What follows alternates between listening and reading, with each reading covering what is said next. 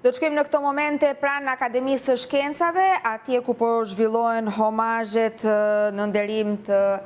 Artan Lames, i cili ka humbur jetën të premten e shkuar, ndodhet gazetaria jon Geriola Hati. Geriola, përshëndetje. Të përshëndes, Fiori. Të përshëndes, janë të shumë të figurat, bashkëpunëtorët, miqtë dhe dashamirësit Artan Lames, se cilët sot janë ndalur pikërisht këtu në Akademinë e Shkencave për t'i dhënë lamtumirën e fundit dhe për ta përcjellë në banesën e fundit. Aktualisht është duke mbërritur kryetarja e Kuvendit, Elisa Spiropali, teksa vetëm pak minuta më parë në këto ambiente ndodhej Ministri i Ekonomisë, Kulturës dhe Inovacionit, zoti Blendi Gonxhe. Dikur kanë ndarë një detyrë mjaft të rëndësishme me Artan Lamen tek Bashkia e Tiranës, kanë qenë të dy nënkryetar të kësaj bashkie nga viti 2000 deri në vitin 2002 dhe sot shkroi disa kujtime në librin i cili ndodhet pikërisht në ambientet e jashtme të qendrës së botimit të enciklopedive në Akademinë e Shkencave. Në ndërkohë që kanë qenë të shumta figurat politike, por edhe ato të studimit të historisë, të cilat janë ndalur pikërisht këtu në Akademinë e Shkencave për t'i dhënë lamtumirën e fundit Artan Lames. Pak minuta më parë kishim edhe Ministrin e Mbrojtjes Piro Vëngu, i cili ndau disa kujtime të tij me Artan Lamen dhe foli sa i takon amanetit të tij për shtetëndërtimin edhe besimit të fortë që Shqipëria mund të ecte drejt përparimit edhe demokratizimit të plot. Po ashtu këtu kanë qenë Ogerta Manastirliu, Damian Gjiknuri, Valentina Leskaj, po ashtu edhe një sër socialistësh të tjerë, të cilët kanë ndarë ndër vite punën me Artan Lamen, por jo vetëm, kanë pasur edhe një misi disa vjeçare. Në ndërkohë që kemi pasur edhe studiues të historisë dhe të trashëgimisë kulturore, pasi pasioni i hershëm i Artan Lames ka qenë pikërisht trashëgimia kulturore dhe ruajtja me fanatizëm e historisë së vendit. Ka botuar në fakt një sër shkrimesh mjaft të rëndësishme, sikurse është ajo për Princ Vitin, për shembull, të cilës i dedikoi një pjesë të konsiderueshme të viteve të jetës për të studiuar pikërisht gjurmën që Princ Viti la në Shqipëri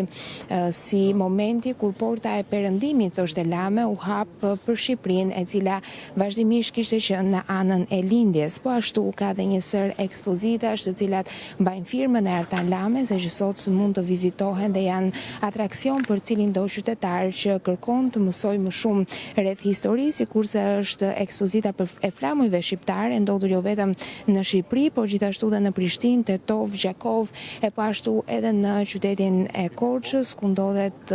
ekspozitat me rreth 50 flamuj të koleksionuara nga Artan Lame, dhe pikërisht ditën e sotme, sipër arkivolit të tij, është vendosur edhe flamuri i fundit, të cilin e koleksionoi dhe po mendonte që ta bënte pjesë të muzeut, që mezi priste të çelte dyert për të gjithë vizitorët e për të gjithë ata të cilët janë të apasionuar pas historisë. Artan Lame ishte një publicist i rrallë, ka pasur shkrime të shumta që mbajnë firmën e tij. Ai solli në këto shkrime dhe fjalë të leksikut të gjuhës së vjetër shqiptare për t'i risjellë në fokus edhe për të qenë më pranë lexuesve pikërisht këto fjalë, të cilat duke se sot kanë dalë nga përdorimi i gjuhës së përditshme. Tashmë shohim që kryetaria e Kuvendit, zonja Elisa Spiropali, është larguar nga ambientet e Akademisë së Shkencave. Kujtojmë se një pjesë të konsiderueshme të jetës së tij Artan Lame ja dedikoi politikës, por jo mirëfilli në atë të përfaqësimit në parlament të zërit të qytetarëve, por në bërjen konkrete të punëve të realizuara për të gjithë qytetarët, e konkretisht ka dhënë një kontribut të çmuar në çështjen e pronave dhe atë të legalizimeve. Artan Lame është autori i ligjit të parë që është shkruar sa i takon legalizimeve në Republikën e Shqipërisë në vitin 2004 gjatë qeverisjes së Fatos Nanos. Nga viti 1999 deri në vitin 2000 ka qenë drejtori i trashëgimisë kulturore në Ministrinë e Kulturës, një post i cili lidhej ngushtësisht me profilin e tij, por edhe me pasionin e madh sa i takon ruajtjes së trashëgimisë kulturore. Nga viti 2000 deri në vitin 2000 2002 ka qenë nënkryetar i Bashkisë së Tiranës, sot pam në fakt që kishte dhe një numër të konsiderueshëm punonjësish nga Bashkia e Tiranës që u ndalën këtu në Akademinë e Shkencave për t'i dhënë lamtumirën e fundit, sikurse ishte kryetarja e komanduar Anuela Ristani, shoqëruar dhe nga nënkryetari Andi Seferi, i cili po ashtu ishte dhe kandidati i Partisë Socialiste në zgjedhjet e 11 majit. Padyshim që tronditja është e madhe për ndarjen e hershme nga jeta të Artan Lames në vetëm moshën 58 vjeçare, pas ndërhyrjes kirurgjikale që pati në zemër në Gjermani dhe ku nuk mundi të mbijetonte. Shohim tani zotin Gramos Ruçi, i cili po afrohet për t'i dhënë lamtumirën e fundit Artan Lames, i cili sikurse po theksoja ka dhënë një kontribut të çmuar në politikën e vendit dhe në shtetformimin. Nga viti 2002 deri në vitin 2005 ka qenë zëvendës ministër i territorit dhe turizmit, dhe por kontributin më të madh e ka pas vitit 2013. Në këtë vit ai shkroi në programin elektoral të Partisë Socialiste pjesën e programit që kishte të bënte me çështjen e pronave dhe të legalizimeve, duke qenë se ka qenë një pasion i madh edhe i hershëm ky për Artan Lame, në ndërkohë që nga viti 2013 deri në vitin 2019 ka qenë drejtor i përgjithshëm i Aluiznit, ku shmar pikërisht me çështjen e legalizimeve, një çështje që ndër vite ka qenë gangren për qytetarët shqiptar dhe që nuk ka marrë zgjidhje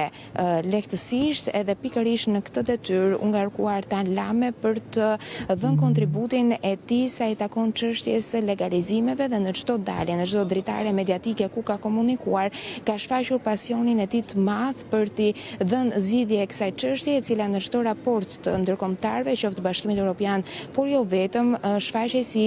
plaga më e madhe e shoqërisë shqiptare. Ndërkohë pas vitit 2009 deri në vitin 2023 ka qenë edhe drejtor i përgjithshëm i kadastrës, por në 2023 ju desh të largohej nga kjo detyrë pikërisht për shkak të komplikacioneve shëndetësore, të cilat nuk ishte hera e parë në fakt që shfaqeshin, pasi edhe në vitin 2016 Artan Lame ka pasur komplikacione të mëdha shëndetësore, të cilat